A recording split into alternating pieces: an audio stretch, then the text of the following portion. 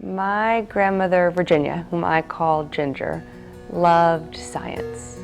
She loved understanding how things worked. She loved understanding why things worked the way they worked. She was a anesthetist, and although I think most people think she was a nurse anesthetist because she had a deep, compelling need to nurture and to help take care of people, and that certainly was a large part of it. She loved understanding why the body worked and how the body worked, and she really wanted to help fix people's bodies when they didn't work. One of my favorite things to do with her when I was little was to go to the Museum of Natural History in Little Rock. Ginger raised my dad saying honest engine, and they don't joke around at all, or they never did. And so my dad raised me to say honest engine, and we never joke around with that. Like, we can say promise, and it'll be like a promise, but it's nowhere near as powerful as honest engine to us. My dad gave her a picture of me in my mom's stomach with a sonogram picture, and she always carried it with her like everywhere, and she ended up being buried with it. So.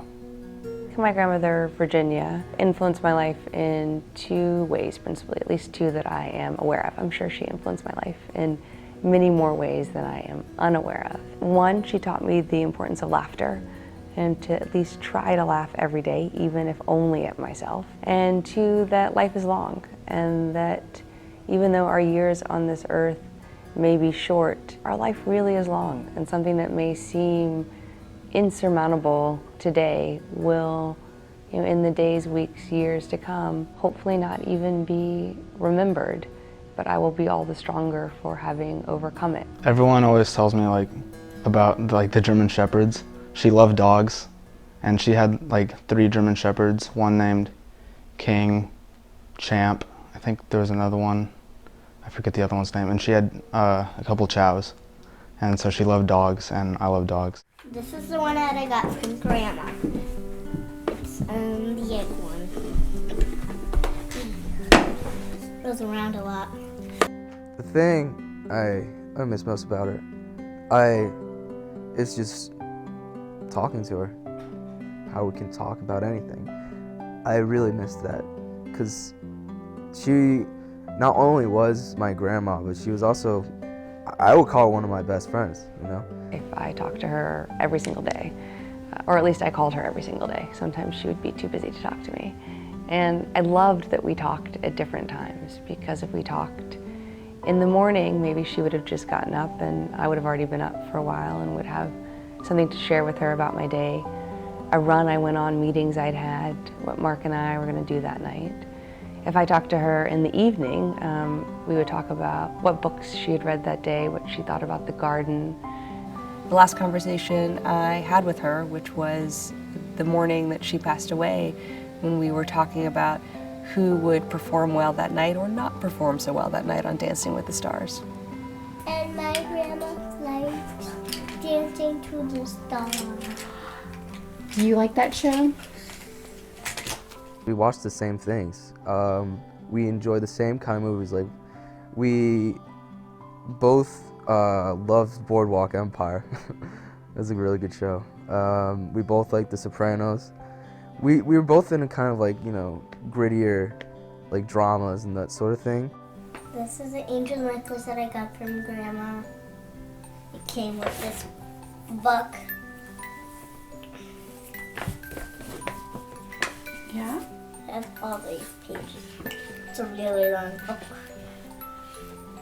She loved to read, and I think that's something that most people in our family or her friends knew about her. But what people may not know about her is that she also loved philosophy, and she loved reading about philosophy. She loved reading about how different people throughout time had rendered their own realities and had made sense, or at least had tried to make sense of what was happening in their own lives, in their worlds, in the heavens.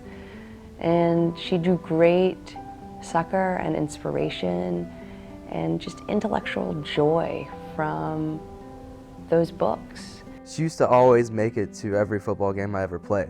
She even came when my dad wasn't able to take her. She was 90 years old, walking to the stands with her cane, and she would just be there herself, just watching.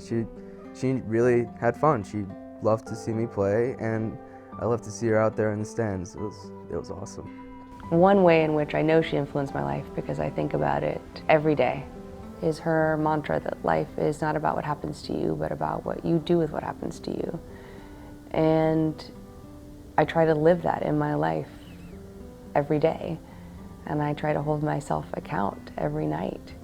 You know, have I lived up to what my grandmother expected of herself, did in her own life, and certainly expected of me.